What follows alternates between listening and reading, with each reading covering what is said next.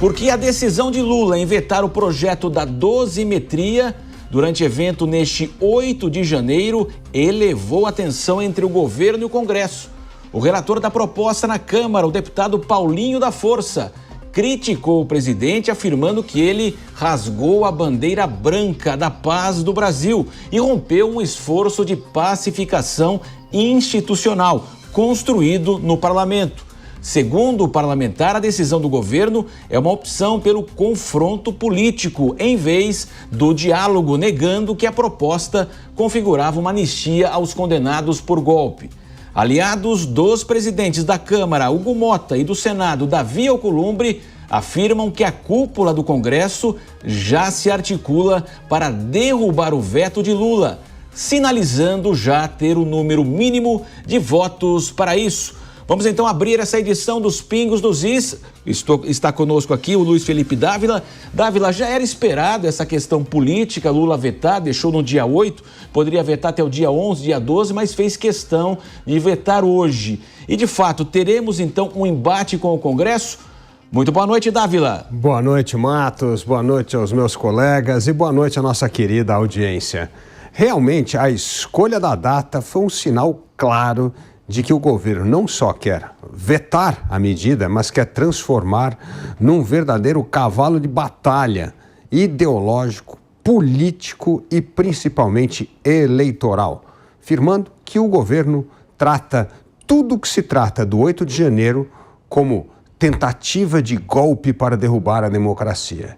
Então, o veto mostra que a politização de uma decisão que poderia ajudar a pacificar o Brasil vai cada vez mais distanciando Lula daquele famoso voto pendular que ele conseguiu conquistar na última eleição. Vai mostrando Lula cada vez mais radical, intransigente, ressentido e incapaz de conquistar o centro. Isto é um enorme risco político para um presidente que já conta com uma rejeição altíssima. Portanto, começou o embate político-eleitoral. Agora, o Congresso já deu um recado claro de que vai derrubar o veto de Lula. A não participação no evento de 8 de janeiro do presidente da Câmara e do Senado é um sinal claro de que eles vão se mobilizar para derrubar o veto de Lula. Afinal de contas, seria um atentado à liderança tanto de Hugo Motta quanto de Alcolumbre, se o veto não for derrubado. Ou seja, começa o ano quente, Matos, com o governo jogando duro contra qualquer coisa do 8 de janeiro, mostrando que tudo foi tentativa de golpe, enquanto o Congresso está fazendo um sinal claro para separar o joio do trigo e entender as manifestações do 8 de janeiro como uma manifestação legítima e uma condenação exagerada de manifestantes. Vamos agora ao Rio de Janeiro conversar com o Roberto Motta. De fato, havia uma grande expectativa para 2026, ano eleitoral aqui no país, mas o 2026 está entregando muito mais do que a gente imaginava, né, Motta? Boa noite. E vai piorar, Marcelo. Boa noite, muito bom ver você aqui. Boa noite aos meus colegas de bancada. Boa noite à nossa audiência. Não se pode rasgar o que não existe. A bandeira da paz é branca. A bandeira da esquerda é vermelha. O objetivo da esquerda é o monopólio do poder.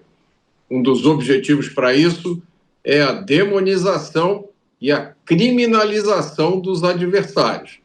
Esse é o tema central dos processos do 8 de janeiro. Diego Tavares também está conosco, é nessa linha que o Motta falou. Diego, seja bem-vindo, muito boa noite.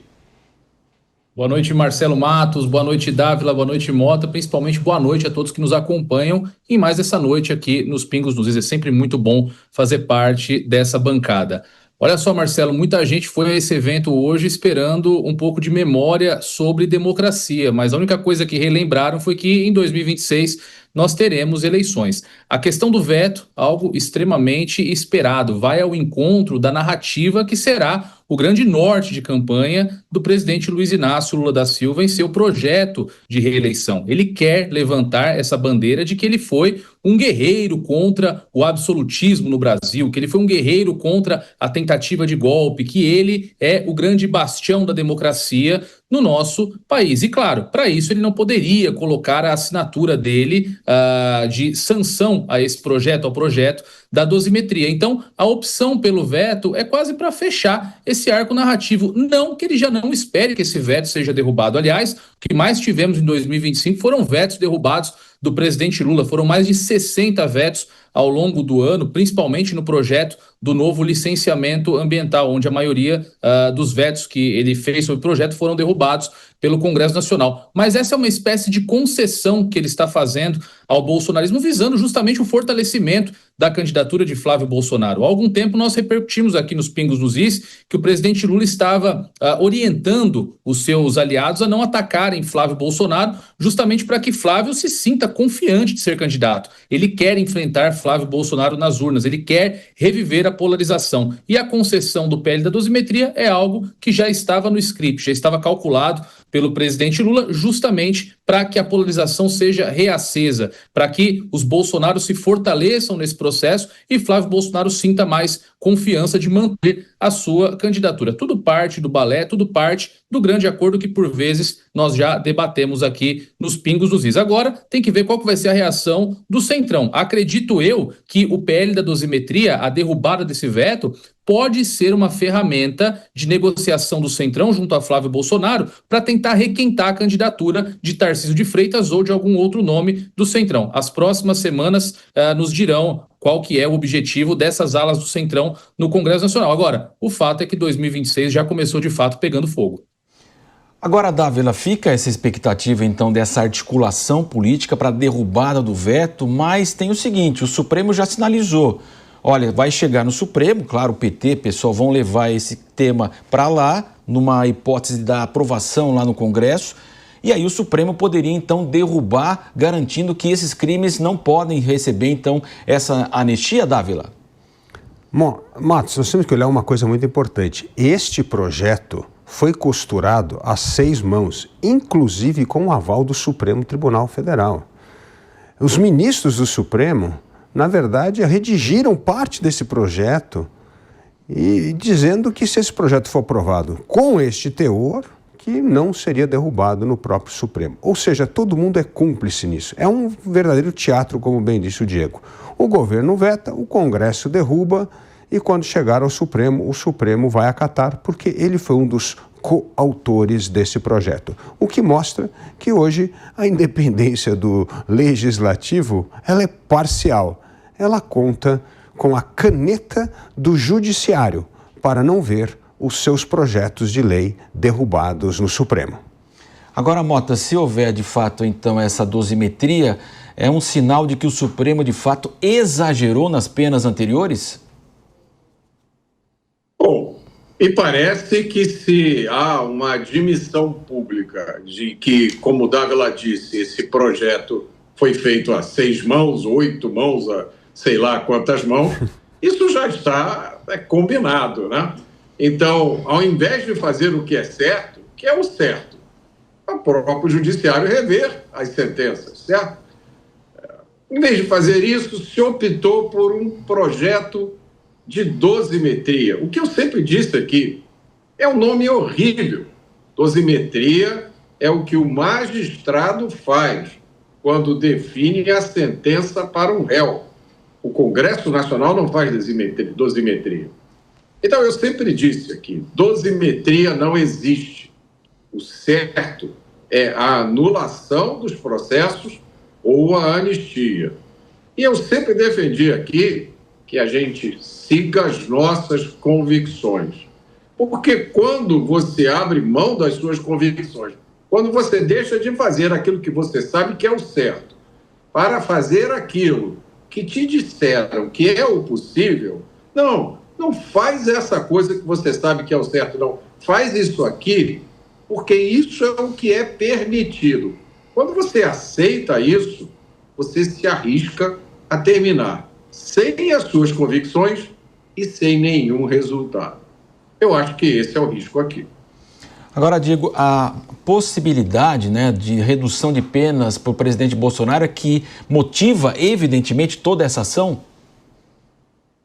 Olha, eu não sei se é o que motiva toda essa ação, mas certamente é o que motiva a repercussão, Marcelo. Se não fosse o caso de Bolsonaro ser um dos beneficiados com a dosimetria, eu tenho certeza que esse debate não estaria suscitando tantas paixões. Até porque reduzir penas e liberar pessoas que se encontram cumprindo pena é algo quase que cultural no Brasil. Há alguns dias nós repercutimos aqui, por exemplo, o indulto natalino, que faz parte da cultura brasileira. Todo ano, os presidentes da República assinam indultos que beneficiam centenas de milhares de presos ao longo dos últimos anos. Então, a figura de Bolsonaro é determinante para que o assunto realmente esteja muito em alta. Mas eu concordo aqui, quero pegar um gancho no que disse o Roberto Mota sobre a disfuncionalidade da dosimetria como solução.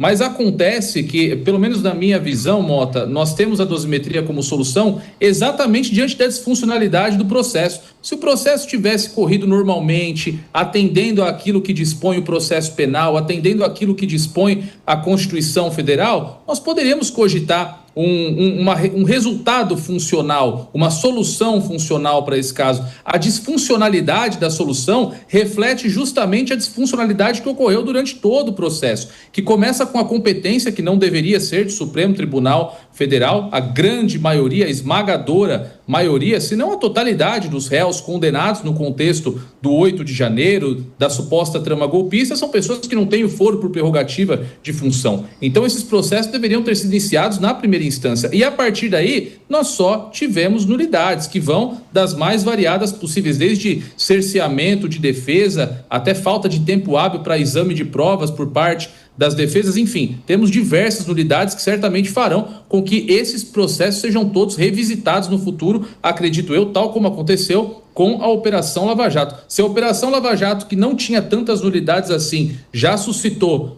uma grande onda de anulações de condenações, imagino eu que será do futuro desses processos da trama golpista, que são integralmente nulos, que são nulos do fio ao pavio, como gosta de brincar o meu grande amigo e grande jurista, professor Maurício Bunazar. Então, eu sou certo que, em primeiro lugar, realmente, a questão de Bolsonaro integrar o coletivo desses réus é o que suscita muitas paixões e que a dosimetria é a saída para tentar corrigir ao menos um pouco uma situação tão disfuncional quanto foi um julgamento repleto de nulidades do início até o seu final. Não dá para esperar algo muito funcional diante de um processo com tantos problemas como nós acompanhamos e repercutimos aqui na Jovem Pan. Agora, Dávila, vivemos aí um ato político, né? Hoje, praticamente, aí a gente observou a questão da democracia, que houve um salvamento da democracia, evidentemente, e esse ato passa a constar agora todos os anos. A gente observa, claro, nesse ano de eleição não seria deixado de lado, e esse caráter político mesmo, eleitoral, numa campanha até meio que antecipada, né, Dávila? É verdade, Matos, mas se nós olharmos o que ocorreu no Brasil nos últimos anos, pegando o gancho aqui do Diego Tavares, aumento da disfuncionalidade institucional combinado com uma degeneração moral. E o símbolo disso pode ser o caso do Banco Master, né? Você vê, é a mistura de imoralidade com degeneração institucional.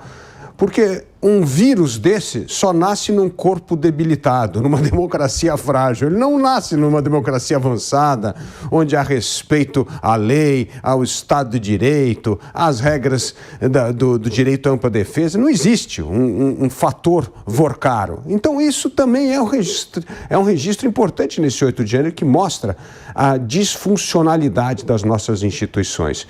Nós hoje vivemos de decisões improvisadas, arremendadas para tentar salvar o país nessa transição democrática. Mas o lado bom disso é que ainda há instituições que cumprem o seu papel, como é o caso do Banco Central, que cumpriu integralmente o seu papel, no caso do Banco Master, mostrando que, apesar de toda a pressão política do governo para tentar acabar com a autonomia do Banco Central, a independência do Banco Central, interferir na política monetária, a instituição resistiu e cumpriu o seu papel. Então, há indicadores que, apesar dessa enorme disfuncionalidade institucional, desse aumento da imoralidade pública, felizmente, há algumas instituições que ainda têm ali a semente do Estado de Direito, da democracia que nós tanto prezamos e que serão fundamentais para a transformação do Brasil nas eleições de 2026. Agora, Mota, os presidentes da Câmara e do Senado não compareceram. Você imagina que nós teremos um embate a partir de agora? Muito se fala também dessa questão. Claro, foram ausências sentidas ali, né?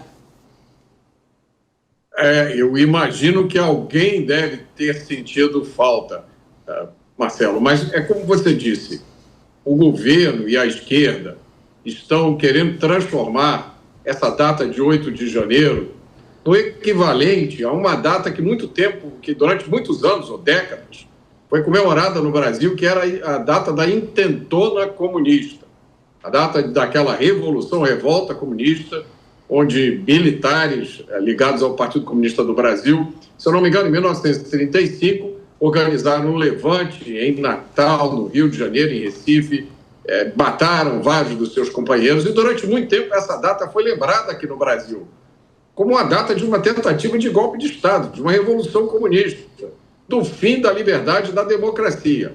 A esquerda nunca engoliu essas comemorações.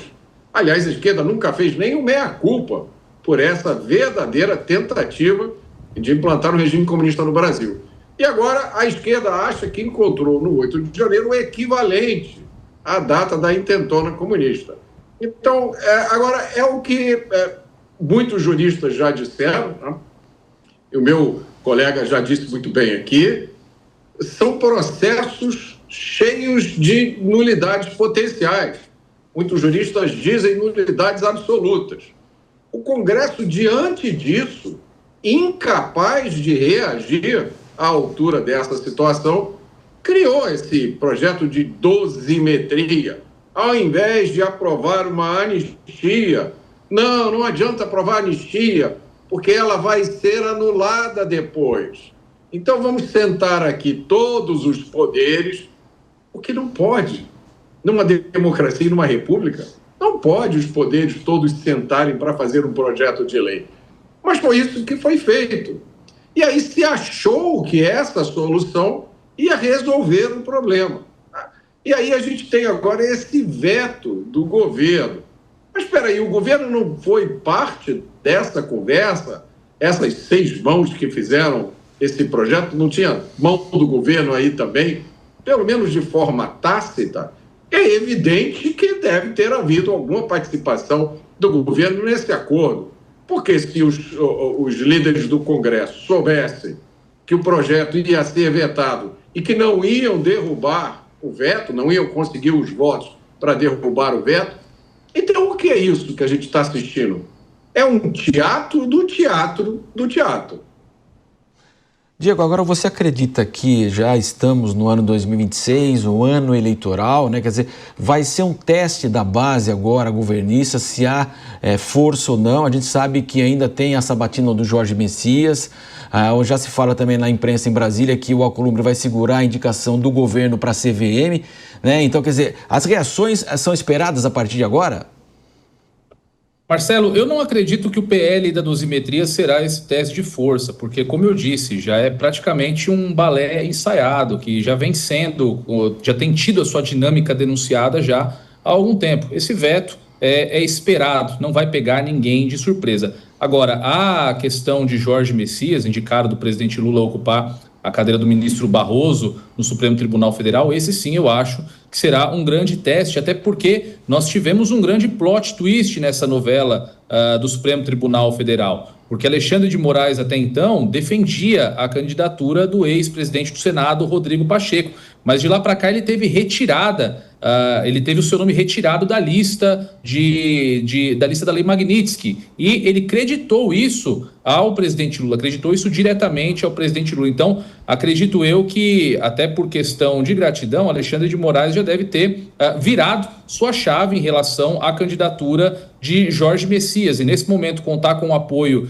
de Alexandre de Moraes para essa indicação tem uma força muito grande junto ao Senado Federal. Isso é histórico também, nós observamos de forma muito clara, tanto no campo da direita quanto no campo da esquerda, uma submissão muito grande dos senadores em relação à figura dos ministros do Supremo, principalmente do ministro Alexandre de Moraes. Então, eu acho que o primeiro grande teste de base do presidente Lula este ano será a indicação do Jorge Messias. Nós temos algumas dicas que foram dadas pelo evento de hoje, mas eu não sei se nós podemos considerar como indícios das alianças que serão ou que deixarão de ser feitas para 2026. Você citou muito bem, os presidentes, tanto da Câmara quanto do Senado, não se fizeram presentes no evento de hoje. Mas nós temos bastidores, por exemplo, de que a União Progressista, o maior bloco partidário hoje formado no país, se encontra em negociação com a base do governo para aderir ao projeto da reeleição do presidente Lula. Tivemos um bom indício disso com a questão do Ministério do Turismo. Celso Sabino foi expulso do União Brasil por se recusar a deixar o governo, e posteriormente o próprio União Brasil negociou novamente a vaga. Então, tudo ainda está muito nebuloso e o tabuleiro ainda está